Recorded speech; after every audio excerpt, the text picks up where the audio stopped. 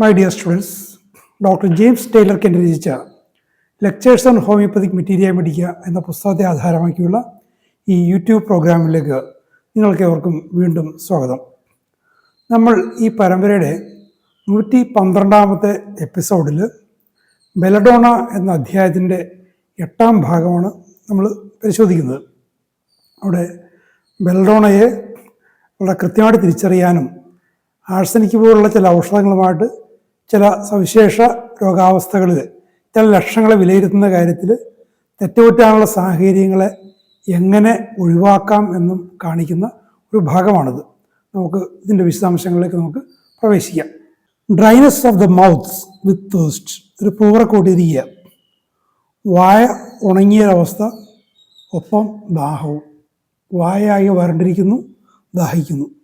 Dryness of the mouth with no thirst, ഇനി വായിൽ വരണ്ടിരിക്കുന്നുണ്ട് പക്ഷേ ദാഹമില്ല. ഈ രണ്ട് തരത്തിലുള്ള അവസ്ഥകളും പ്രൂവേഴ്സ് എക്സ്പ്രസ് ചെയ്തിട്ടുണ്ട്. Bell is full of thirst we find when we come to study the stomach symptoms. വയറിൻ്റെ ലക്ഷണങ്ങളൊക്കെ പഠിക്കുമ്പോൾ അത് മനസ്സിലാക്കാവുന്ന കാര്യമാണ്. ദാഹം കൊണ്ട് നിറഞ്ഞൊരു ഔഷധമാണ് ബെൽഡോണ. Bell wants large quantities, sometimes water constantly to wet the mouth like ours. സാധാരണ ബെല്ലിൻ്റെ തേഴ്സ്റ്റ് ലാർജ് ക്വാണ്ടിറ്റീസാണ് ബെല്ലിൻ്റെ തേഴ്സ്റ്റിൻ്റെ ഒരു സ്വഭാവം. പക്ഷേ ആഴ്സ് പോലെ വായന്ന് ജസ്റ്റ് നനയാൻ വേണ്ടി മാത്രമുള്ള വെള്ളം, അതിനുള്ള ദാഹം അങ്ങനെയും വരാം. അത് സാധാരണ ആഴ്സിന് ഇതിൻ്റെ ഒരു സിംറ്റമായിട്ടാണ് പറയുന്നത്. പക്ഷേ ബെല്ലിലും അങ്ങനെ ഉണ്ടാകാം. അങ്ങനെ വരാൻ നേരത്ത് ജനറൽ കണ്ടീഷൻസ് നോക്കുക, അത് ആഴ്സനിക്കിനോട് യോജിച്ചതാണോ ബെല്ലിൻ്റെ ജനറൽ കണ്ടീഷനാണെന്ന് നോക്കുക. അങ്ങനെയാണെങ്കിൽ നമുക്ക് ഏതാണെന്ന് വെച്ചാൽ എടുക്കാം. അല്ലെങ്കിൽ ഈ തേഴ്സ്റ്റ് ഫോർ സ്മോൾ ക്വാണ്ടിറ്റീസ് നിന്ന് മാത്രം എടുത്തു കഴിഞ്ഞാൽ ചിലപ്പോൾ തെറ്റുപറ്റാൻ സാധ്യതയുണ്ട്. It is a common feature in bell like ours to want water little and often. കുറേശ്ശെ വെള്ളം ഇടക്കിടക്ക് ആഗ്രഹിക്കുക എന്ന് പറയുന്നത് ആഴ്സനിക്ക് പോലെ തന്നെ ബെല്ലും ഉണ്ട്. Just enough to wet his parched tongue, mouth and throat. ഉണങ്ങി വരേണ്ട നാവും വായും തൊണ്ടയും നനയ്ക്കാൻ മാത്രമുള്ള വെള്ളം.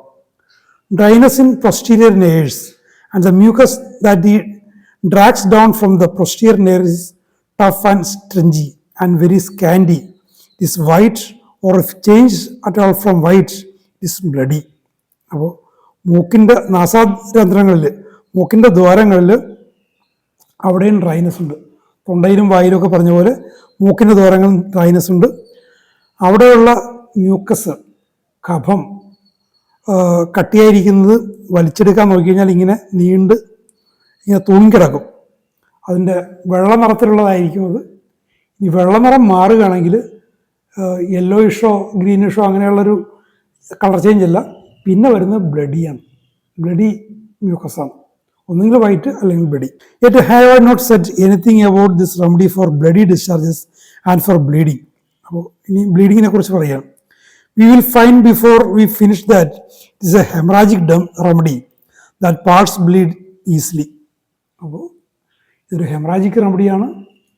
പല പല ഭാഗങ്ങളിൽ നിന്നും ബ്ലീഡിംഗ് ഉണ്ട്. ആഴ്സനിക്കിൻ്റെ ഒക്കെ പറഞ്ഞ പോലെ തന്നെ ധാരാളം ബ്ലീഡിംഗ് ഉള്ള റെമഡിയാണ് ബെൽഡോണയും.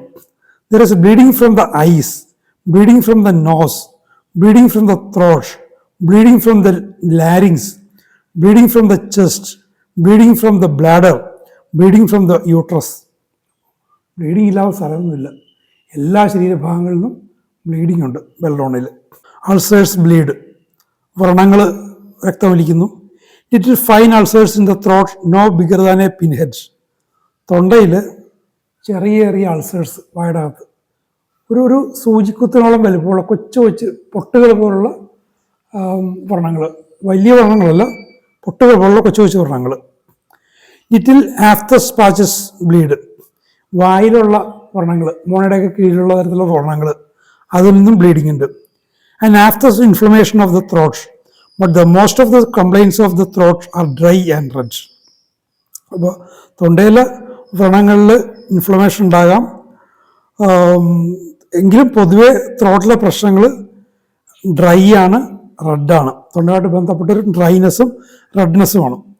Great tumefaction, extremely sensitive, much swelling, inability to swallow. അപ്പോൾ വല്ലാതെ വീർത്ത് കെട്ടിയിരിക്കുന്നു, വല്ലാതെ സെൻസിറ്റീവാണ്, വല്ലാതെ വീർത്തിരിക്കുന്നു, ഇറക്കാൻ വിഴുങ്ങാൻ ആഹാരം വെള്ളം ഇറക്കാനുള്ള പ്രയാസം, ഇനബിലിറ്റിൻ്റെ കഴിവില്ലായ്മ, ഇറക്കാൻ പറ്റാതെ തന്നെ വരിക. Great pain on swallowing with all the sensitivity of the surrounding parts, the sore throat and with the inflamed throat. അപ്പോൾ തൊണ്ട ആകെ സോറാണ്, തൊണ്ട ഇൻഫ്ലെയിംഡ് ആണ്. അങ്ങനെ വരുമ്പോൾ ആഹാരം കഴിക്കലും വെള്ളം കുടിക്കലും ഒക്കെ വല്ലാതെ വേദനാജനകമായിരിക്കും, വല്ലാതെ സെൻസിറ്റീവാണ്. Inflammation and swelling of the tonsils with red face, intense heat, throbbing carotids, high fever coming for from cold. തണുപ്പടിച്ചിട്ടുണ്ടാകുന്ന കടുത്ത പനി, തൊണ്ടയിലെ ഗ്രന്ഥികളിലൊക്കെ വീക്കം, ഒപ്പം ബെല്ലഡോണയുടെ പൊതു സ്വഭാവം, മുഖമാകെ ചുവന്നു കൊടുത്തിരിക്കൽ. നമ്മൾ കുറേ സാധാരണമായിട്ട് കുറേ പർട്ടിക്കുലേഴ്സ് ഞാൻ ഒഴിവാക്കുകയാണ്. ധാരാളം പർട്ടിക്കുലേഴ്സ് എൻ്റെ വിശദമായിട്ട് ഇത് പറയുന്നുണ്ട്. പക്ഷെ നമ്മൾ ബെല്ലഡോണയുടെ ജനറൽ കണ്ടീഷൻ മനസ്സിലാക്കി കഴിഞ്ഞാൽ പിന്നെ അതിൻ്റെ എടുത്തു പറയാവുന്ന ചില കാര്യങ്ങളും ചില കമ്പാരിസൺസും, നമുക്ക് തെറ്റുപറ്റാൻ സാധ്യതയുള്ള ചില കമ്പാരിസൺസ് മാത്രം പിന്നീട് മതിയാകും. ബാക്കി കാര്യങ്ങളൊക്കെ ബെല്ലഡോണയുടെ ജനറൽ കണ്ടീഷൻ എഗ്രി ചെയ്യുകയാണെങ്കിൽ പർട്ടിക്കുലേഴ്സിന് അത്ര വലിയ പ്രാധാന്യമുള്ള കാര്യമല്ല. A strange feature running through the bell fevers of all sorts is an unconquerable craving for lemons and lemon juice. ഇത് ബെല്ലഡോണൊരു എടുത്തു പറയേണ്ട ഒരു കാര്യം. എല്ലാത്തരം ബെല്ലഡോണുമായി ബന്ധപ്പെട്ട എല്ലാത്തരം പനികളിലും പൊതുവെ കാണുന്ന ഒരു അവസ്ഥ, നാരങ്ങയോടുള്ള വല്ലാത്ത കൊതി, craving, unquenchable thirst, unconquerable craving for lemons, കീഴടക്കാൻ പറ്റാത്ത കൊതി, കൊതി എന്ന് വെച്ചാൽ ആർത്തി എന്നൊക്കെ പറയില്ലേ, അതാണ് ക്രേവിങ്. നാരങ്ങയോട്, ലെമൺ ജ്യൂസിനോട്. Lemonade seem to agree sometimes, lemonade ചിലപ്പോൾ താല്പര്യം ഉണ്ടാകാം. In acute disease when they crave lemon it is good for them. ഒരു അക്യൂട്ട് കണ്ടീഷനിൽ ഒരു രോഗി നാരങ്ങയോട് കൊതി പറഞ്ഞു കഴിഞ്ഞാൽ നല്ലതാണ്. നാരങ്ങ, സിട്രസ് ഫുഡ് പൊതുവെ പനിയുടെ അവസ്ഥകളിൽ അല്ലെങ്കിൽ രോഗാവസ്ഥകളിൽ നല്ലതാണ്. പക്ഷേ ഇത് പറയാൻ കാരണം ചിലപ്പോൾ അൺഹെൽത്തി ആയിട്ടുള്ള സാധനങ്ങളോടുള്ള ക്രേവിങ് വരും, മദ്യത്തോടുള്ള ക്രേവിങ് വരാം. അപ്പോൾ എന്ത് ചെയ്യും? അങ്ങനെ ചില കാര്യങ്ങളുണ്ട്. They often craves things to eat. തിന്നാനുള്ള സാധനങ്ങളാണ് പൊതുവെ ക്രേവിങ് വരാറ്. You must not be so violently temperate in favour of prohibition that if a patient longs for beer in acute sufferings, you will not give it. ഒരു സർക്കാസ്റ്റിക്കായിട്ട് ഒരു തമാശ രൂപത്തിൽ പറയുകയാണ്, ഒരു രോഗി അക്യൂട്ടായിട്ടുള്ള അവസ്ഥയിൽ ബിയറിനോട് ക്രേവിങ് കാണിച്ചാൽ നിങ്ങൾ എന്ത് ചെയ്യും? നിങ്ങളവിടെ മദ്യനിരോധനത്തിൻ്റെ അല്ലെങ്കിൽ ആത്മസംയമനത്തിൻ്റെ വക്താക്കളാകരുത്. അപ്പോൾ ബിയറിനോട് ക്രേവിങ് തോന്നിക്കഴിഞ്ഞാൽ അത് ഹാംഫുൾ അല്ല, അത്ര കണ്ടീഷനാണെങ്കിൽ അത് കൊടുക്കുക, മിതമായ തോതിൽ, അനുവദനീയമായ തോതിൽ കൊടുക്കുക. അവിടെ മദ്യനിരോധനമോ ആത്മസംയമോ പറയുന്നതിൽ കാര്യമില്ല എന്നാണ് ഇവിടെ പറയുന്നത്. അത് നേരത്തെ പറഞ്ഞ കുട്ടി വായിക്കണം. ലെമണിനോട് താല്പര്യം തോന്നിയത് നല്ല കാര്യമാണ്, അത് ഹെൽത്തിയാണ്. Thirst for water change into thirst for beer. അപ്പോൾ സംഭവം ഇതാണ്, ബെല്ലഡോണയുടെ ഒരു പ്രൂവർ പറഞ്ഞിരിക്കുന്നതാണ്, വെള്ളത്തോടുള്ള ദാഹം, നേരത്തെ പറഞ്ഞു large quantities of water thirst, ചിലപ്പോൾ സ്മോൾ ക്വാണ്ടിറ്റീസ്. ഈ തേഴ്സ്റ്റ്, വെള്ളത്തിനോടുള്ള തേഴ്സ്റ്റ് മാറ്റി ബിയറിനോടുള്ള തേഴ്സ്റ്റ് എന്ന തരത്തിലായാൽ എന്ത് ചെയ്യും എന്നുള്ള ആ ഒരു പ്രൂവർ പറഞ്ഞൊരു കാര്യത്തിനുള്ളൊരു വിശദീകരണമാണ് നേരത്തെ പറഞ്ഞത്. അവിടെ മദ്യനിരോധനം അത്ര കർശനമായിട്ട് പറയേണ്ട കാര്യമില്ല. കാരണം ബിയർ ഈ ഹോമിയോപ്പതി ജന്മം കൊണ്ട ജർമ്മനിയുടെ ദേശീയ പാനീയമാണ്. നമ്മൾ കഞ്ഞിവെള്ളം കുടിക്കുന്നത് പോലെ അല്ലെ ചെക്കുവെള്ളം കുടിക്കുന്നത് പോലെ ബിയർ കുടിക്കുന്ന ഒരു നാടാണത്. അവിടെ പൊതുവെ പാശ്ചാത്യ രാജ്യങ്ങളിൽ അവിടെ കർക്കശമായ മദ്യനിരോധനം, ഒരു രോഗി ബിയറിനോടുള്ള ക്രേവിങ് പറഞ്ഞാൽ അത് അങ്ങനെ പാടെ നിഷേധിക്കേണ്ടതില്ല, അനുവദനീയമായ തോതിൽ കൊടുക്കാം എന്നാണ് പറഞ്ഞു വരുന്നത്. Thirsts for things that could not be endorsed in health even. അപ്പോൾ ഇനി ബിയർ നമുക്ക് വേണേൽ കൊടുക്കാം, പക്ഷേ ആരോഗ്യത്തിന് ഒട്ടും പറ്റാത്ത കാര്യങ്ങളോടുള്ള തേസ്റ്റം വരാം, അങ്ങനെ ഉണ്ടാകാം. അപ്പോൾ അതിനെ നിങ്ങൾ എൻഡോഴ്സ് ചെയ്യരുത്, അതിനെ നിങ്ങൾ പ്രോത്സാഹിപ്പിക്കരുത്. തികച്ചും അനാരോഗ്യകരമാണ് ആ ഒരു രോഗാവസ്ഥയിൽ, രോഗി ഹാംഫുള്ളാണെന്ന് തോന്നിയാൽ അത് കൊടുക്കരുത്. അപ്പം അങ്ങനെയുള്ള സാധനങ്ങളോടും ക്രേവിങ് ബെല്ലഡോണയിലുണ്ട്. Excessive thirst for cold water, തണുത്ത വെള്ളത്തോട് ഭയങ്കരമായൊരു ക്രേവിങ്. ആ തൊണ്ടയിലൊക്കെ ഇൻഫ്ലമേഷനും ഈ സോർത്തോട്ടുള്ള സമയത്ത് തണുത്ത വെള്ളത്തോട് വല്ലാത്ത ക്രേവിങ് വന്നു കഴിഞ്ഞാൽ അത് രോഗിക്ക് ഹാംഫുള്ളാവും. അപ്പോൾ അത് മോഡറേറ്റ് ചെയ്യണം. In the stomach and bowels we have inflammatory conditions which can all be grouped as one. അപ്പോൾ ബവൽസിൽ, സ്റ്റൊമക്കിൽ ധാരാളം ഇൻഫ്ലമേറ്ററി കണ്ടീഷൻസ് ഉണ്ട്. അതിനെല്ലാം ഒരുമിച്ച് ചേർത്ത് പറയാവുന്നേ ഉള്ളൂ. അതെന്താണ് അതിൻ്റെ സ്വഭാവം? എന്താണ്? Pain, burning, distress, distension, sensitive to a jar and to the slightest motion and to the slightest pressure. അപ്പോൾ പൊതുവെ വയറിൻ്റെ അവസ്ഥയോട് ബന്ധപ്പെട്ട് വരുന്ന പ്രശ്നങ്ങൾ വേദന, പൊള്ളന്ത ഫീലിങ്, വല്ലാത്ത പ്രയാസം, വീർത്ത് കെട്ടിയിരിക്കൽ, ചെറിയ അനക്കത്തോടുപോലും ചെറിയ ചലനത്തോടു പോലുള്ള സംവേദനക്ഷമത, പ്രഷറിനോട് ചെറുതായിട്ടൊന്ന് പ്രസ് ചെയ്താൽ തന്നെ, ഒരു മർദ്ദമേറ്റാൽ തന്നെ പ്രയാസം. Sensitive to a jar and sensitive to motion, ചലനത്തോട് sensitive. Pain in the stomach extending through to the spine, വയറിലുള്ള വേദന സുഷുമ്നാനാഡിയിലേക്ക്, നട്ടെല്ലിലേക്ക് അത് സ്പ്രെഡ് ചെയ്യുന്നു. Inflammation of the stomach from becoming chilled with intense heat with much burning. അപ്പോൾ വയറിൻ്റെ ഇൻഫ്ലമേഷന് തണുപ്പടിക്കുന്നത് കൊണ്ട് വരുന്നു, കടുത്ത ചൂടുകൊണ്ടും വരുന്നു, ഇതിനോടൊപ്പം വല്ലാത്ത പൊള്ളലുമുണ്ട്. It has violent colic, intense cramping pain in children. കുട്ടികളിൽ വയറുവേദന, കടുത്ത വയറുവേദനയും കോച്ചുവലിക്കലും. Face red and hot, pain relieved only by bending forward. മുഖമാകെ ചുവന്നു കൊടുത്തിരിക്കും, മുന്നോട്ടിങ്ങനെ വളഞ്ഞാൽ മാത്രം relief. There are exceptional instances where it has been relieved by bending backward. അപ്പോൾ മുന്നിലേക്ക് ചെരിയുമ്പോഴാണ്, പക്ഷേ ചില സാഹചര്യങ്ങളിൽ പിന്നിലേക്ക് ചരിയുമ്പോഴും റിലീഫുണ്ട്. ബെല്ലഡോണയുടെ കാര്യത്തിലൊരു അപവാദങ്ങൾ എപ്പോഴും വരുന്നുണ്ട്. ലാർജ് ക്വാണ്ടിറ്റീസ് ഓഫ് വാട്ടറിനോടാണ് താല്പര്യം, പക്ഷേ ചിലപ്പോൾ സ്മോൾ ക്വാണ്ടിറ്റീസിനും വരാം. മുന്നോട്ട് വളഞ്ഞാലാണ് വയറുവേദന റിലീഫ്, ചിലപ്പോൾ പിന്നാക്കം വളഞ്ഞാലും റിലീഫ് ഉണ്ടാകാം. അത്തരം സാഹചര്യങ്ങളൊരു സിമിലാരിറ്റി കൂടി കണ്ടു പറയുന്നുണ്ട്. At that instance it is similar to Dioscorea. ഡയസ്കോറിയയുമായിട്ട് ആണ് ഈ സമാനത വരുന്നത്. അങ്ങനെ വരാൻ നേരത്ത് ജനറൽ കണ്ടീഷൻസ് നോക്കണം. ബെല്ലഡോണയാണോ ഡയസ്കോറിയാണോ എന്ന് അറിയാൻ വേണ്ടി ജനറൽ കണ്ടീഷൻ നോക്കാം. അല്ലാതെ പിന്നിലേക്ക് വളയുമ്പോൾ റിലീഫ് എന്നതിന് മാത്രം ബെല്ലഡോണയോ അല്ലെങ്കിൽ ഡയസ്കോറിയോ കൊടുക്കരുത്. The mother finds that by holding the child on her hand it will relieve the colic. അപ്പോൾ കുട്ടിയെ കയ്യിലെടുത്ത് പിടിക്കാൻ നേരത്ത് വയറുവേദനയ്ക്ക് ശമനമുള്ളതായിട്ട് അമ്മ മനസ്സിലാക്കും. That is like colocynth, but colocynth is without much fever, without much thirst, a pain in one spot, an intense colic in the abdomen, ameliorated by doubling up, ameliorated by bending across something hard, is colosynth.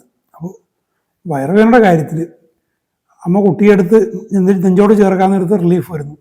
ആ കാര്യത്തിൽ കോളോസിന്തുമായിട്ട് ഒരു confusion വരാനിടയുണ്ട്. അപ്പോൾ അതിൻ്റെ ഒരു clear ചെയ്യാണ്. കോളോസിന്ത് എങ്ങനെയാണ്? കോളോസിൻ്റെ കൂടെ അധികം പനി ഉണ്ടാവില്ല. വയറുവേദന വരുന്ന സാഹചര്യം വലിയ പനിയുള്ള സാഹചര്യമല്ല, അധികം ദാഹമില്ല, much thirst, a pain on one spot, സ്പോട്ടിലായിട്ടുള്ള പെയിൻ ആയിരിക്കും. Intense colic in the abdomen, ameliorated by doubling up, ameliorated by bending across something hard.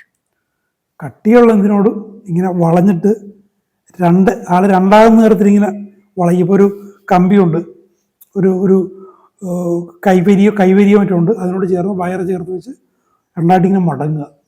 അങ്ങനെ ചെയ്യുമ്പോഴുള്ള റിലീഫ്, അവിടെയാണ് കോളോസിന്ത് വരുന്നത്. അധികം ദാഹമില്ല, അധികം പനിയുമില്ല. In that instance colocynth can be prescribed on that one group of symptoms. ആ ഒരു അവസ്ഥയിൽ ആ ഒരു ഗ്രൂപ്പ് ഓഫ് സിംറ്റംസ് വെച്ചുകൊണ്ട് കോളോസിന്ത് കൊടുക്കാം. Belladonna has dysenteric troubles, diarrhoea with scanty fluid stool, marked straining, but with it the face is flushed. അപ്പോൾ വയറുമായിട്ട് ബന്ധപ്പെട്ട വയറിളക്കത്തിൻ്റെ പ്രശ്നങ്ങളുണ്ട്, ഡയറിയ ഉണ്ട്, ഫ്ലൂയിഡ് സ്റ്റൂൾ, വെള്ളം പോലുള്ള സ്റ്റൂള് കുറച്ചേ ഉള്ളൂ, അധികമില്ല വയറിളക്കം ഉണ്ടെങ്കിൽ പോലും. മാർക്ക് സ്ട്രെയിനിങ്, വല്ലാതെ സ്ട്രെയിനിങ് ഉണ്ട്. അത് വളരെ ശ്രദ്ധേയമാണ്, എടുത്തു പറയേണ്ട കാര്യം. സ്ട്രെയിനിങ് ഉണ്ട്. പക്ഷേ ഇതിനോടൊപ്പം മുഖം ആകെ ചുവന്ന് തൊടുത്ത് ഫ്ലഷ്ഡായിട്ടിരിക്കും. ബെല്ലഡോണയുടെ പൊതു സ്വഭാവം. അപ്പോൾ അതുകൂടി നോക്കണം. Heat, redness and burning in the face and head. നമ്മൾ നേരത്തെ കണ്ട കാര്യം തന്നെയാണ്. മുഖത്തും തലയിലും ചൂട്, റെഡ്നെസ്, പൊള്ളൽ. Cold extremities with hot head. തല ചൂടായും കൈവെള്ള, കാൽപ്പത്തി ഇതൊക്കെ തണുത്ത് പിടിക്കുന്നു. Much straining but passes scanty stool. ഒരുപാട് സ്ട്രെയിൻ ചെയ്യുന്നുണ്ട്, പക്ഷേ പരിശോധന വളരെ ചെറിയ തോതിലേ ഉള്ളൂ. Spasmodic constriction of sphincter ani with hemorrhoids. Hemorrhoids that are violently painful, that are intensely red, that are greatly swollen and inflamed. A high grade of inflammation cannot be touched, must lie with limbs wide apart. The hemorrhoids are painful and there is much burning. ഹെമറോയിഡിനെ കുറിച്ച് ദീർഘമായിട്ടൊരു വാചകം പറഞ്ഞിരിക്കുന്നത്. മലദ്വാരത്തിൽ ചെറിയ വിള്ളൽ വന്നതുമാതിരി വല്ലാതെ violent painful, വല്ലാതെ വേദന ഉണ്ടാക്കുന്ന haemorrhoids, വല്ലാതെ ചുവന്നിരിക്കുന്നു, വല്ലാതെ വീർത്തിരിക്കുന്നു, നീർക്കെട്ടുണ്ട്, വല്ലാതെ വിങ്ങലുണ്ട്, തൊടാൻ പറ്റില്ല. ശമനം കിട്ടുന്ന എപ്പോഴാണ്? കൈകാലുകളിങ്ങനെ അകത്തി വെച്ചുകൊണ്ട്, കാലൊക്കെ അകത്തി വെച്ചുകൊണ്ട് ഇങ്ങനെ അനങ്ങാതെ കിടക്കാൻ നേരത്ത് അതിന് റിലീഫുണ്ട്. അങ്ങനെ കിടന്നാലേ പറ്റൂ. അതിനോടൊപ്പം വല്ലാതെ ബേണിംഗ് ഉണ്ട്. അതായത് ബെല്ലഡോണയുടെ പൊതു സ്വഭാവങ്ങളോട് ചേർന്നുകൊണ്ടുള്ള ഹെമറോയിഡ്സ്. എല്ലാം പൊതു സ്വഭാവങ്ങളാണ്, പക്ഷേ ഹെമറോയിഡ്സിൽ അത് ബാധകമാണ്. അപ്പോൾ പൊതുവേ പറഞ്ഞു കഴിഞ്ഞാൽ ബെല്ലഡോണയുടെ ജനറൽ കണ്ടീഷൻസ് പ്രസൻ്റ് ആയിരിക്കും. എന്നാൽ ധാരാളം എല്ലാ അവയവങ്ങളോട് ബന്ധപ്പെട്ട പർട്ടിക്കുലർ കണ്ടീഷൻസും ഉണ്ട്. പക്ഷേ ചില സന്ദർഭങ്ങളിൽ മറ്റു ചില ഔഷധങ്ങളുമായിട്ട് കൺഫ്യൂഷൻ വരാനായിട്ടുണ്ട്. അത്തരം കാര്യങ്ങൾ മനസ്സിലാക്കിയിരിക്കണം. നമുക്ക് ഇതിനെക്കുറിച്ചുള്ള കൂടുതൽ വിവരങ്ങൾ നമുക്ക് അടുത്ത എപ്പിസോഡിൽ കേൾക്കാം. Thank you very much for watching.